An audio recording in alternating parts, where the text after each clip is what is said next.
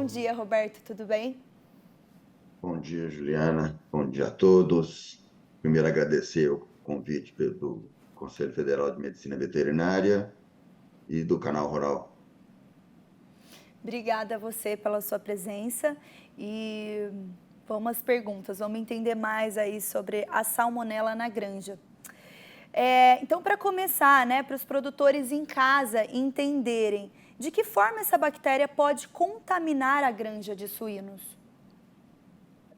Olha, como você mencionou, né, a salmonela é uma doença que infecta diferentes espécies animais, inclusive o homem.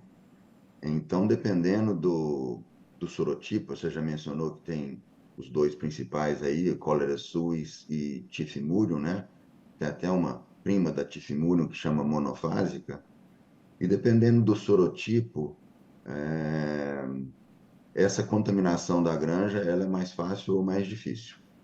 Vou dar como exemplo a Salmonella cholera suis.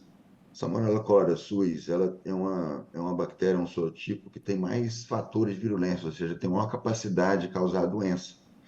E a transmissão dela é mais ligada aos animais, ou seja, na introdução de animais positivos, que podem estar doentes ou sadios, ou seja, existe uma condição de carreador-são. O animal está infectado, mas não manifesta a doença. Essa é a forma mais comum de contaminação de granjas com o sorotipo cólera suis. Já os sorotipos tifimurium e monofásico, eles são mais promíscuos, eles infectam uma grande variedade de espécies animais. Então, a bactéria ela pode entrar na granja de diversas formas, através de roedores, pássaros, moscas, bota suja, roupa suja, no alimento, na água. Então, normalmente, uma granja, dificilmente ela é livre de tifimurium ou monofásica. E já a cólera suíça quer evitar que ela se contamine de toda forma. Certo. E quais são os sintomas apresentados por esses animais? No cólera suis, que ele é mais espécie específico, ele causa uma doença septicêmica, hemorrágica, onde você tem, o suíno tem vermelhidão, tem febre, tem vermelhidão da pele, pode desenvolver quadro respiratório e diarreia, mas é um quadro bem agudo, né?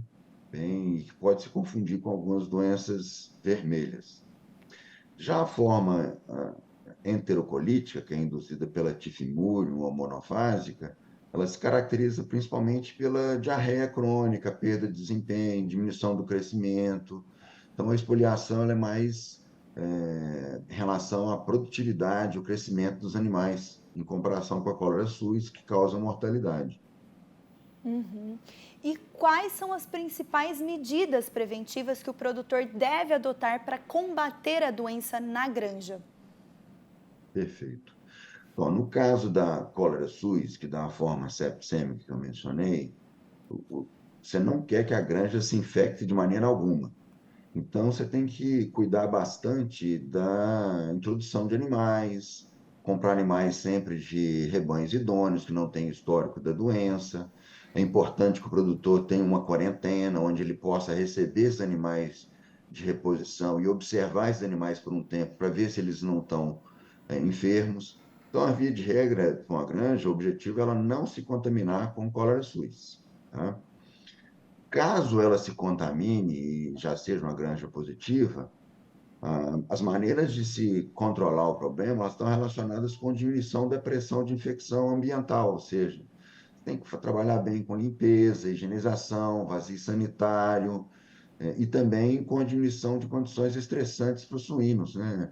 Haver lotação, densidade de animal nas baias, oferecimento de uma alimentação adequada, água à vontade, uma ambiência adequada para os animais. Então, basicamente, é reduzir a quantidade de bactéria no meio ambiente e favorecer que o animal responda bem a essa infecção.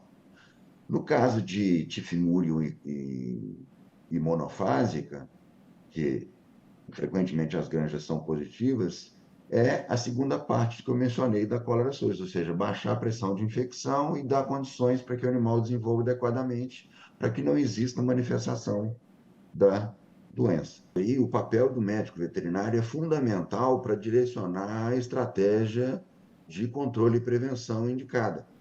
Via de regra, em quadros de surto de enfermidade salmonela nas granjas, as condutas escolhidas e optadas pelos médicos veterinários, elas são com tratamento emergencial com antimicrobianos, de forma injetável nos animais enfermos e na água nos contactantes. Em algumas propriedades existe a condição também de medicação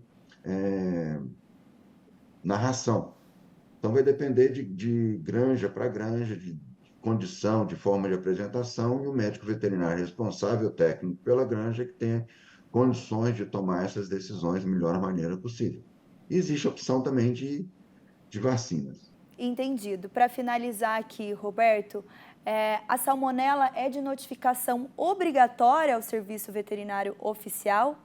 E como que o produtor pode fazer essa notificação?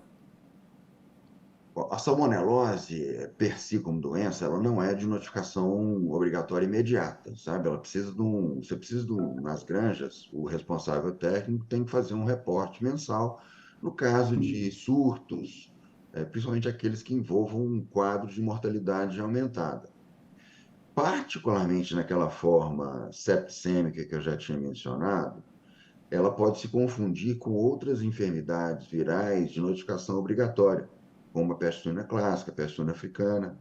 Então, em situações onde existem essas formas septicêmicas ou chamadas de doenças vermelhas, aí sim, essa notificação ela deve ser feita. Essa notificação é feita pelo médico veterinário, que entra em contato com o órgão fiscalizador estadual, ou o Ministério da Agricultura através de formulários específicos, ou e-mail ou telefone, para que seja executada uma visita para o pessoal credenciado ou da agência estadual do Ministério da Agricultura na propriedade para coleta de amostras e confirmação.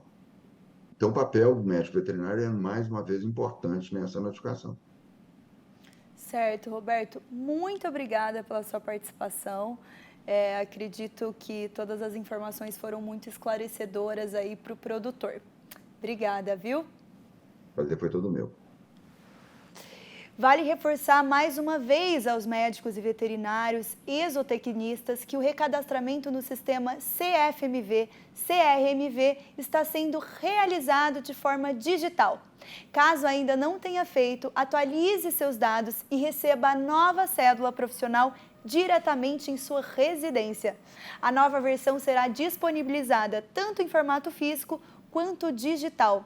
E através desse QR Code que está aqui na tela, você obtém mais informações.